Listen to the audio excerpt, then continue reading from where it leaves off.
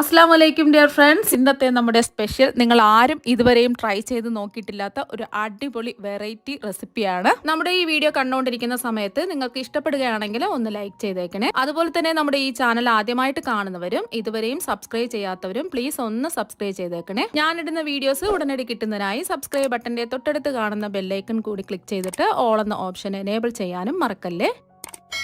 ആദ്യം തന്നെ ഇതിനായിട്ട് ഒരു ബൗളിലേക്ക് 2 ടേബിൾ സ്പൂൺ ഗോതമ്പ് പൊടി ഇടാം.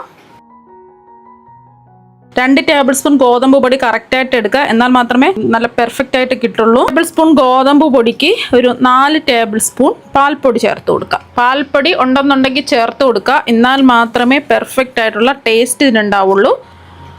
കുറഞ്ഞത് 2 ടേബിൾ സ്പൂൺ പാൽപ്പൊടിയെങ്കിലും ചേർക്കുക.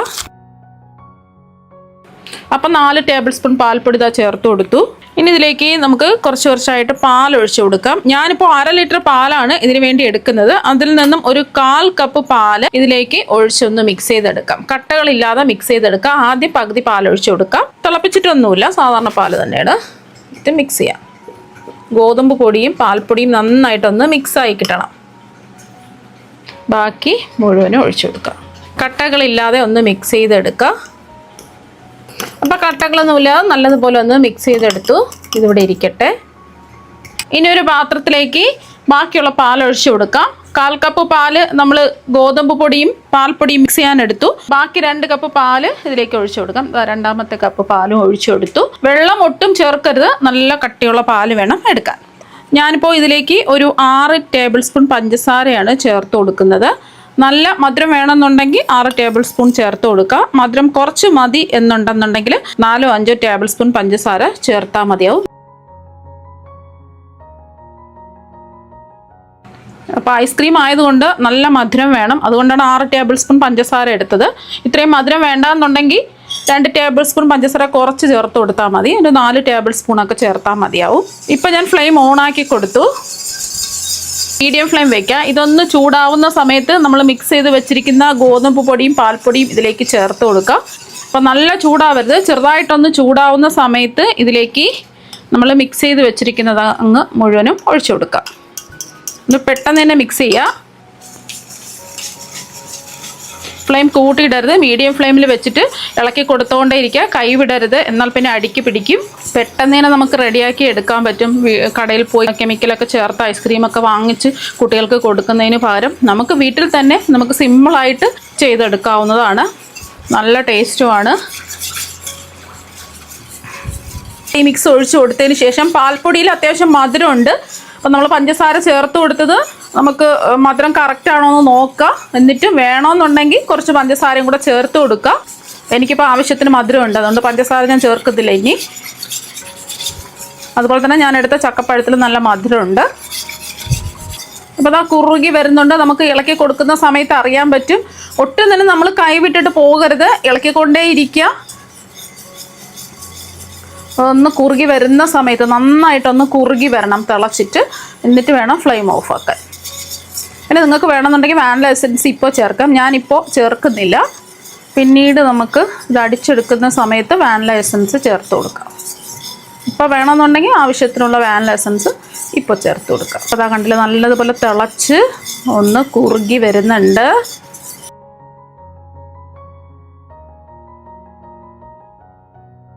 അപ്പോൾ അത് തിളച്ച് ഒന്ന് കുറുകി വന്നിട്ടുണ്ട്. ഇതുപോലെ കിട്ടും. നമുക്ക് ചൂട് മാറിക്കഴിയുമ്പോൾ കുറച്ചും കൂടെ ഒന്ന് കുറുകി വരും. ഈ ഒരു സമയമാണ് നമുക്ക് നല്ലതുപോലെ തിളച്ച് ഒന്ന് കുറുകി വരണം. കുറുകി വരുന്ന സമയത്ത് നമുക്ക് ഫ്ലെയിം ഓഫ് ആക്കാം. എന്നിട്ട് നമുക്ക് ഇടയ്ക്കിടയ്ക്ക് ഇതുപോലെ ഒന്ന് ഇളക്കി കൊടുക്കാം, അല്ലെങ്കിൽ പിന്നെ കട്ട പോലെ കിടക്കും. ഇടയ്ക്കിടയ്ക്ക് ചൂട് മാറുന്നവരെ ഒന്ന് ഇളക്കി കൊടുക്കുക. അപ്പോൾ ഇതിൻ്റെ ചൂടൊക്കെ മാറിയപ്പോൾ അത് കുറച്ചും കൂടെ ഒന്ന് കട്ടിയായി വന്നിട്ടുണ്ട്. അടുത്തതായിട്ട് മെയിനായിട്ട് വേണ്ടത് വരിക്കച്ചക്കപ്പഴമാണ്. ഞാനിവിടെ നല്ല പഴുത്തിട്ടുള്ള 10 വരിക്കച്ചക്കപ്പഴമാണ് എടുത്തിട്ടുള്ളത്. ഇനി ഇതിൻ്റെ ഉള്ളിലുള്ള ചക്കക്കുരുവൊക്കെ മാറ്റാം.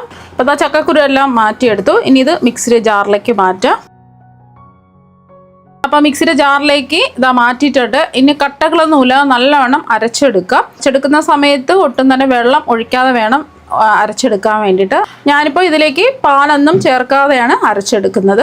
അഥവാ അരച്ചെടുക്കാൻ പറ്റുന്നില്ല എന്നുണ്ടെങ്കിൽ മാത്രം 1-2 ടേബിൾ സ്പൂൺ തിളപ്പിച്ചാറിയ പാൽ ഒഴിച്ചു കൊടുത്തിട്ട് നന്നായിട്ട് അരച്ചെടുക്കാം. ഇനി അപ്പോൾ നന്നായിട്ട് അരച്ചെടുത്തു.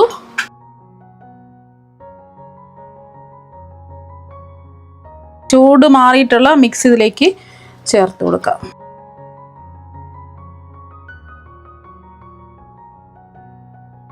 ഇനി ഇതിലേക്ക് നമ്മൾ ഫ്ലേവറിന് വേണ്ടിയിട്ട് ഒന്നും തന്നെ ചേർത്തിട്ടില്ല. നമ്മൾ പാല് കാച്ചി കുറുക്കിയെടുക്കുന്ന സമയത്ത് ഗോതമ്പ് പൊടിയും പാൽപ്പൊടിയും കുറുക്കിയെടുക്കുന്ന സമയത്ത് വേണമെന്നുണ്ടെങ്കിൽ വാനില എസൻസ് ചേർത്ത് കൊടുക്കാം. ഞാൻ ഇപ്പോഴാണ് വാനില എസൻസ് ചേർത്ത് കൊടുക്കുന്നത്. ഒരു 1.5 ടീസ്പൂൺ ചേർത്ത് കൊടുക്കുക. എന്നിട്ട് ഇത് നന്നായിട്ടൊന്ന് അടിച്ചെടുക്കാം. നന്നായിട്ട് അടിച്ചെടുത്തത് ഒരു ട്രേയിലേക്ക് ഒഴിച്ചു കൊടുക്കാം. കുറച്ച് ഇതുപോലെ വലിപ്പമുള്ള ട്രേയിൽ ഒഴിച്ചു കൊടുക്കുകയാണെന്നുണ്ടെങ്കിൽ പെട്ടെന്ന് തണുത്ത് കിട്ടും. നല്ലതുപോലെ തണുത്ത് ഒന്ന് സെറ്റായി വന്നിട്ട് വീണ്ടും ഒന്ന് അടിച്ചെടുക്കണം. അപ്പോൾ അതിന് വേണ്ടിയിട്ട് നമുക്ക് ഇത് ഫ്രീസറിൽ വെക്കാം. മൂടി ഉണ്ടെന്നുണ്ടെങ്കിൽ മൂടി വെച്ചിട്ട് അടയ്ക്കാം. അല്ലാന്നുണ്ടെങ്കിൽ അലുമിനിയം ഫോയിൽ വെച്ച് ഞാനൊന്ന് കവർ ചെയ്തിട്ട് ഒന്ന് ഫ്രീസറിൽ വെക്കുകയാണ്. വെള്ളം ഒന്നും വീഴാതിരിക്കാൻ വേണ്ടിയിട്ടാണ് ഇങ്ങനെ മൂടി വയ്ക്കുന്നത്. ഇനി ഒരു പാത്രം ചൂടാക്കാൻ വെച്ചിട്ടുണ്ട്. ചൂടായ പാത്രത്തിലേക്ക് ഒരു 3 ടേബിൾ സ്പൂൺ പഞ്ചസാര ഇട്ട് കൊടുക്കാം. ഒന്ന് നിരത്തി വെച്ച് കൊടുക്കുക. പഞ്ചസാര വെള്ളമൊന്നും ഒഴിക്കരുത്. പഞ്ചസാര എല്ലാം ഒന്ന് മെൽറ്റായി ഉരുകി വരണം. പഞ്ചസാര ചെറുതായിട്ടൊന്ന് ഉരുകി വരുന്ന സമയത്ത് ഇതുപോലെ ഒന്ന് ഇളക്കി കൊടുക്കുക. ഒരുപാട് ബ്രൗൺ കളർ ആവരുത്, ഒരു ഗോൾഡൻ കളർ ആയാൽ മാത്രം മതി. ഒരുപാട് ബ്രൗൺ കളർ ആവുകയാണെന്നുണ്ടെങ്കിൽ ഒരു കയ്പ്പ് രസം ഉണ്ടാവും. നന്നായിട്ട് ഉരുകി വരണം.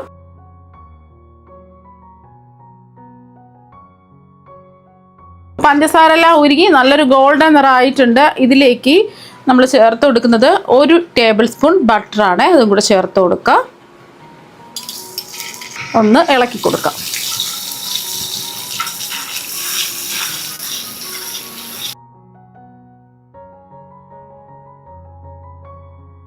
അപ്പോൾ ബട്ടർ ഒന്ന് മെൽറ്റ് ആയതിന് ശേഷം ഇതിലേക്ക് ഒരു 2-3 ടേബിൾ സ്പൂൺ കശുവണ്ടിപ്പരിപ്പും ബദാമും ചെറുതായിട്ടൊന്ന് കട്ട് ചെയ്തത് ഇതിലേക്ക് ചേർത്ത് കൊടുക്കാം. കശുവണ്ടിപ്പരിപ്പ് ബദാം ഇല്ലാന്നുണ്ടെങ്കിൽ നിലക്കടല കട്ട് ചെയ്ത് ചേർത്ത് കൊടുത്താലും മതി. ഒരു 2 ടേബിൾ സ്പൂണോ 2.5 ടേബിൾ സ്പൂണോ എടുക്കുക. ഒന്ന് മിക്സ് ചെയ്തതിന് ശേഷം നമുക്കിത് ചൂടോട് കൂടി തന്നെ ഒന്ന് സെറ്റ് ചെയ്യാൻ വെക്കാം. ഇനി ഇത് ആ ചൂടോട് കൂടി തന്നെ ഒരു ബട്ടർ തടവിയ ഒരു പാത്രത്തിലേക്ക് ഒഴിച്ചു കൊടുക്കാം. ഇതിൻ്റെ ചൂടൊന്ന് മാറട്ടെ. ചൂട് മാറുമ്പോൾ നല്ലോണം കട്ടിയാവും. ഇപ്പോൾ ഇതിൻ്റെ ചൂടൊക്കെ മാറി നല്ലോണം സെറ്റായി കട്ടിയായിട്ട് വന്നിട്ടുണ്ട്. ഈ ഒരു സമയം നിങ്ങൾക്ക് ഇളക്കി എടുത്തിട്ട് ഇടികല്ല് വെച്ച് വേണമെന്നുണ്ടെങ്കിൽ ചെറുതായിട്ട് പൊടിച്ചെടുക്കാം. ഈ പ്ലേറ്റിൽ വെച്ച് തന്നെയാണ് ഇതൊന്ന് പൊടിച്ചെടുക്കുന്നത്.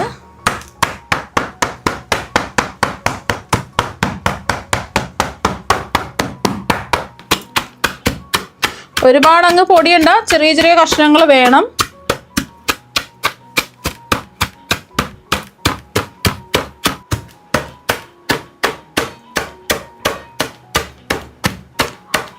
അപ്പോൾ ഇതൊന്ന് പൊടിച്ചെടുത്തിട്ടുണ്ട്. ഇപ്പം ഇത് 2 മണിക്കൂർ ഫ്രീസറിൽ വെച്ചിട്ട് ഇത് സെറ്റ് ചെയ്തെടുത്തിട്ടുണ്ട്. നമുക്കിത് വീണ്ടും ഒന്നുകൂടി ഒന്ന് മിക്സിയുടെ ജാറിലിട്ടിട്ട് ഒന്ന് അടിച്ചെടുക്കാം. അപ്പോൾ വീണ്ടും ആ മിക്സിയുടെ ജാറിലേക്ക് മാറ്റി ഇനി ഒന്നുകൂടി നന്നായിട്ട് ഒന്ന് അടിച്ചെടുക്കാം. വീണ്ടും നമ്മൾ നന്നായിട്ട് അടിച്ച് പതപ്പിച്ചത് വീണ്ടും ആ ട്രേയിൽ തന്നെ ഒഴിച്ചു കൊടുക്കുക. 2-3 മിനിറ്റെങ്കിലും നന്നായിട്ട് ഹൈ സ്പീഡിലിട്ട് അടിച്ച് പതപ്പിച്ച് ഇതുപോലെ എടുക്കുക.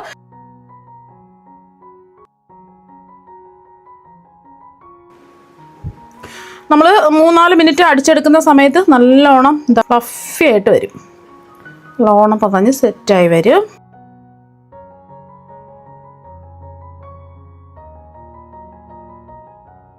നമ്മൾ ആദ്യം ഇത് അടിച്ചെടുത്ത സമയത്ത് കുറച്ചല്ലേ ഉണ്ടായിരുന്നുള്ളൂ. വീണ്ടും നമ്മൾ ഫ്രീസ് ചെയ്ത് വെച്ചിട്ട് 2 മണിക്കൂർ ഫ്രീസ് ചെയ്ത് വെച്ചിട്ട് ഒന്നുകൂടി ഒന്ന് അടിച്ചെടുത്തപ്പോൾ അതിൻ്റെ കളറും ചെറുതായിട്ടൊന്ന് മാറി നല്ല ഫ്ലഫി ആയിട്ട് വന്നു. ഇനി ഇതിൻ്റെ മുകളിലായിട്ട് നമുക്ക് പൊടിച്ച് വെച്ചത് ഇട്ട് കൊടുക്കാം. പൊടിച്ച് വെച്ചത് ഇതുപോലെ വിതറി ഒന്ന് ഇട്ട് കൊടുക്കാം. ഇത് വേണമെന്ന് നിർബന്ധമൊന്നുമില്ല. ഇടയ്ക്കിടയ്ക്ക് കഴിക്കാൻ കിട്ടുമ്പോൾ ഒരു ടേസ്റ്റ് ആയിരിക്കും. അപ്പം അതിന് വേണ്ടിയിട്ടാണ് ചേർത്ത് കൊടുക്കുന്നത്.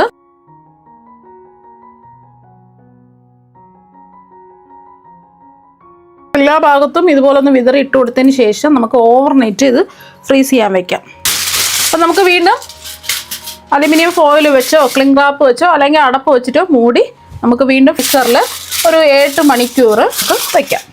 അപ്പോൾ നല്ലോണം സെറ്റായി കിട്ടും. അപ്പോൾ 8 മണിക്കൂർ കഴിഞ്ഞ് ഫ്രീസറിൽ നിന്ന് ഐസ്ക്രീം പുറത്തെടുത്തിട്ടുണ്ട്. അപ്പോൾ നല്ലോണം സെറ്റായി വന്നിട്ടുണ്ട്. ഇതൊന്ന് സ്കൂപ്പ് ചെയ്തെടുക്കാം.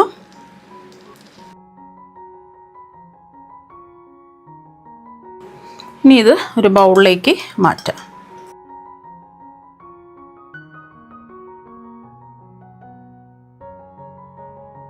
വരിക്ക ചക്കപ്പഴം വെച്ചിട്ടുള്ള ഐസ്ക്രീം ഇവിടെ റെഡി ആയിട്ടുണ്ട്. നല്ല അടിപൊളി ടേസ്റ്റ് ആണ്. ആ ചക്കപ്പഴത്തിന്റെ ടേസ്റ്റ് ആണ് മുന്നിട്ട് നിൽക്കുന്നത്. അപ്പോൾ വരിക്ക ചക്കപ്പഴം വെച്ചിട്ടുള്ള ഐസ്ക്രീം ഇവിടെ റെഡി ആയിട്ടുണ്ട്. നല്ല അടിപൊളി ടേസ്റ്റ് ആണ്. അപ്പോൾ നിങ്ങൾ എന്തായാലും ഇതുപോലെ ഒരു പ്രാവശ്യം ഒന്ന് ട്രൈ ചെയ്ത് നോക്കുക. തീർച്ചയായും നിങ്ങൾക്ക് എല്ലാവർക്കും ഒരുപാട് ഇഷ്ടമാകും. അപ്പോൾ നമുക്ക് മറ്റൊരു വെറൈറ്റി വീഡിയോ ആയിട്ട് വീണ്ടും കാണാം. താങ്ക്